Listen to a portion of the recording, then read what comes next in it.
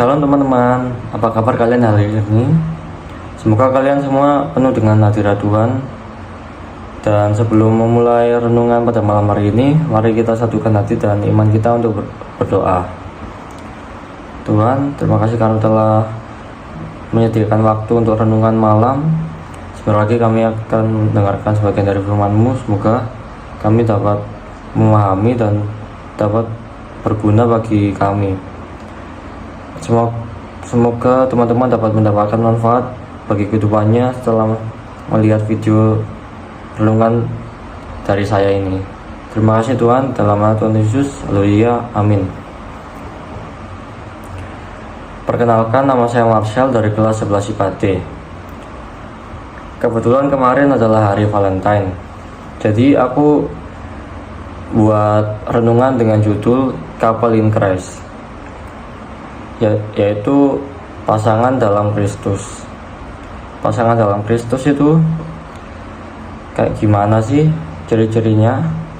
Nah, jadi kita mulai baca dulu dari firman Tuhan pada Kejadian 1 ayat 27. Maka Allah menciptakan manusia itu menurut gambarnya, menurut gambar Allah diciptakannya. Dia, laki-laki dan perempuan diciptakannya mereka. Setelah itu, mari kita baca pada firman Tuhan, Kejadian 2 ayat 18. Tuhan Allah berfirman, tidak baik kalau manusia itu seorang diri saja. Aku akan menjadikan penolong baginya yang sepadan dengan dia. Dari dua ayat ini, kita dapat lihat bahwa Tuhan tidak memberikan kita sendiri. Tuhan menciptakan laki-laki dan perempuan untuk memenuhi bumi ini. Jika hanya sendirian, kita akan kesusahan, karena banyak hal di dunia ini yang tidak dapat dicapai dengan sendiri. Nah, bagaimana sih ciri-ciri couple in Christ itu? Kita mulai dari poin laki-laki dulu. Ya, yang pertama itu membawamu mendekati Tuhan, bukan malah menjauhi Tuhan. Misal ketika weekend atau hari Minggu kan libur, kamu malah diajak ngedate di mall daripada beribadah di gereja. Mending kan beribadah bareng dan ke gereja bareng, agar hubungan kalian dapat direstui oleh Tuhan, diberkati oleh Tuhan. Karena naik turunnya kehidupanmu itu dipengaruhi oleh orang yang dekat denganmu. Jadi kalau orang yang dekat denganmu itu baik, maka kamu akan terus baik. Begitupun sebaliknya. Yang kedua, memiliki visi yang jelas. Visi yang jelas itu apa sih? Visi yang jelas itu maksudnya memiliki tujuan kedepannya yang jelas. Hubungan kalian itu kedepannya akan kayak gimana, mau dikemanain, siap nikahnya kapan. Emang sih masih jauh buat kita yang masih SMA, tapi buat yang udah pacaran saat SMA kan pasti kepikiran kalau mau sampai ke jenjang pernikahan. Jadi harus jelas visi kita. Misal mau nikah di umur 25 tahun, kamu masa mau nunggu 7-9 tahun pacaran? Apa gak bosen gitu? Pacaran itu pasti lama-kelamaan ada aja masalahnya, pasti ada bosennya. Tapi kalau kamu dilakuin dengan serius, pasti bisa lanjut terus kok. Jadi pacarnya itu harus serius, jangan dibuat fun.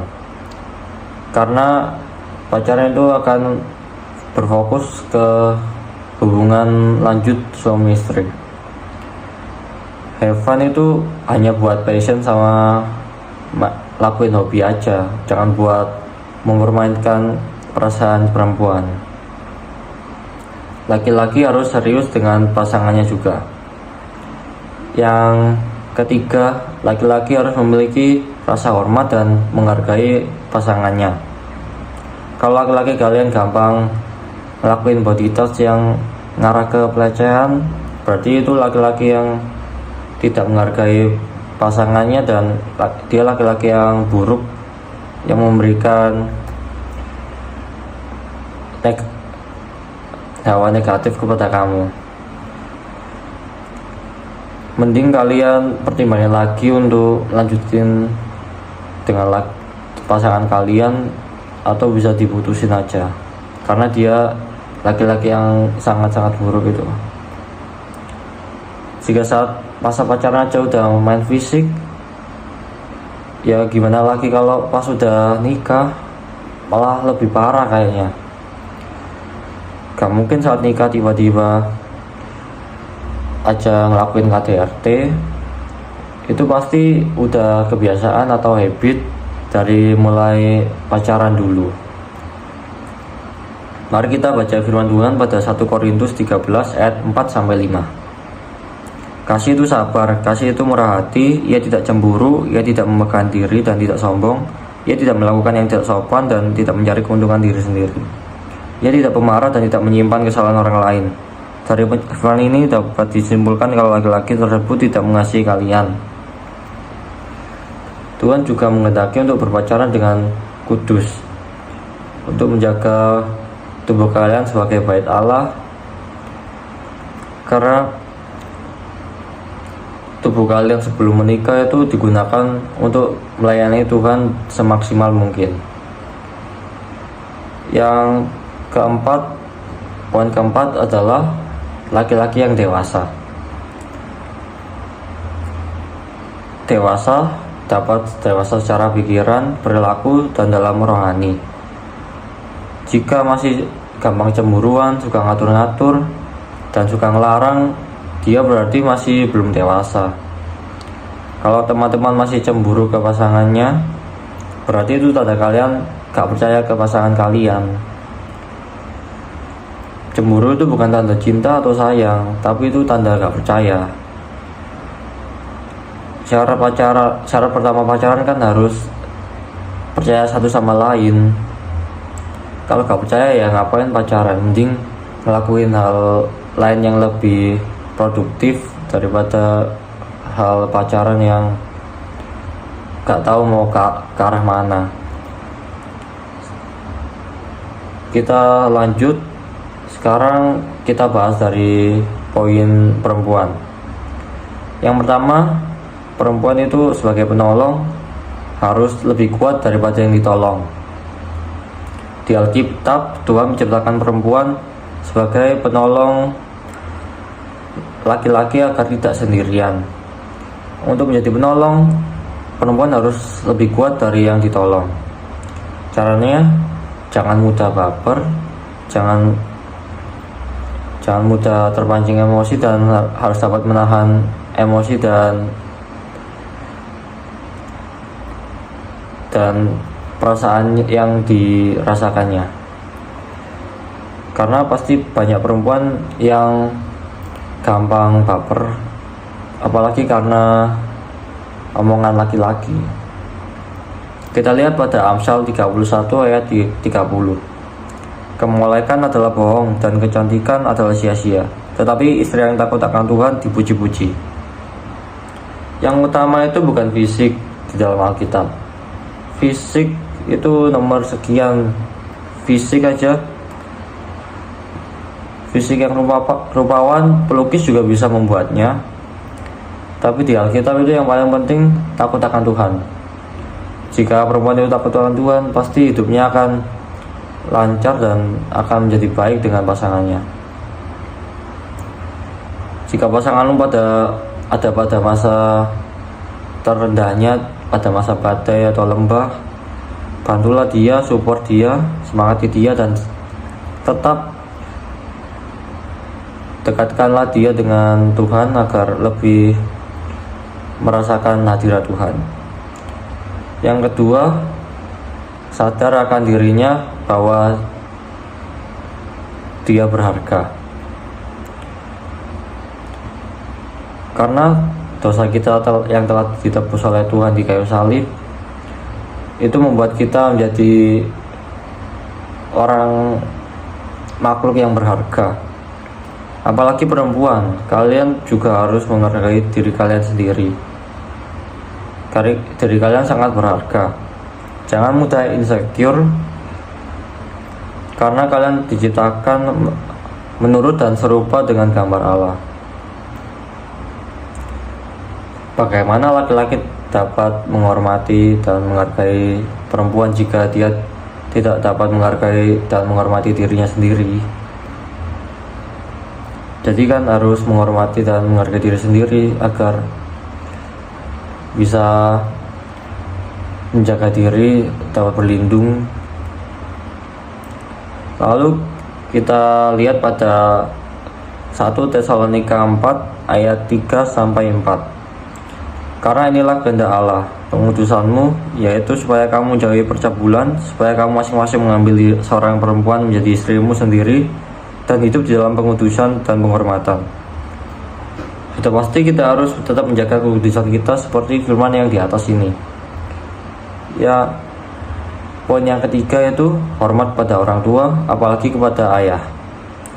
Jika perempuan tidak tunduk kepada ayahnya, apalagi akan tunduk kepada kita sebagai laki-laki, saat sudah menikah pasti akan sering membantah kita dan sering tidak menurut pada kita. Mari kita baca pada Efesus 5 ayat 22. Hai istri, tunduklah kepada suamimu seperti kepada Tuhan. Tunduk yang dimaksud Alkitab ini bukan tunduk dalam artian yang buruk, tapi tunduk yang dalam artian yang benar dan baik. Tetap jaga kekudusan diri, karena banyak laki-laki yang memanfaatkan untuk melakukan hal-hal yang menguntungkan bagi dia.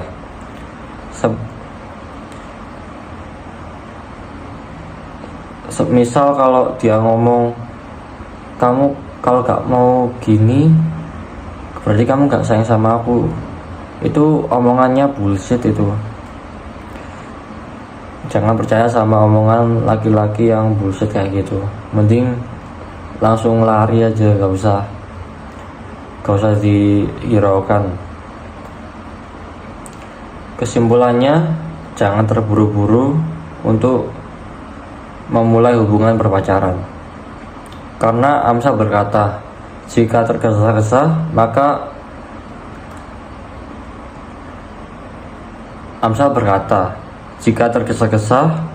maka akan salah langkah. Aku mengambil satu quotes untuk laki-laki yang sangat bermanfaat. Aku ambil dari seorang penulis bernama Mario Quintana. Bunyinya, don't waste your time chasing butterflies. Mind your garden and the butterflies will come. Artinya itu, perbaikilah kualitas hidupmu, buatlah jadi semakin baik, jadilah lebih dewasa lagi. Suatu saat nanti pasti akan ada pasangan yang cocok datang padamu. Karena kualitas hidupmu itu menentukan kualitas hidup pasanganmu juga. Karena kamu akan menarik orang yang hampir sama dengan dirimu. Jadi kamu harus mencintai dirimu dulu agar dapat mencintai orang lain. Kalau kamu membenci dirimu sendiri, maka nanti yang datang yang juga kayak dirimu. Jadi cintai dulu diri sendiri. Untuk perempuan, pahamilah pasanganmu. Jika dia laki-laki yang baik dan membawa kamu dekat dengan Tuhan, maka itu adalah laki-laki yang tepat dan benar yang disiapkan oleh Tuhan. Jangan mudah terpengaruh dengan laki-laki, apalagi omongan manisnya. Ya, itu manis tapi menjebak. Menurut saya lebih memilih kita sebagai remaja, apalagi saat masa SMA ini, mengembangkan talent dan bakat kita. Kita dapat membangun hubungan kita lebih dekat dengan Tuhan dan melakukan pelayanan di gereja mana apapun atau di tempat apapun. cukup sekian renungan yang saya sampaikan pada malam hari ini. Terima kasih, dan mari kita bersatu dalam doa. Terima kasih Tuhan. Sebentar lagi kami akan menutup renungan ini.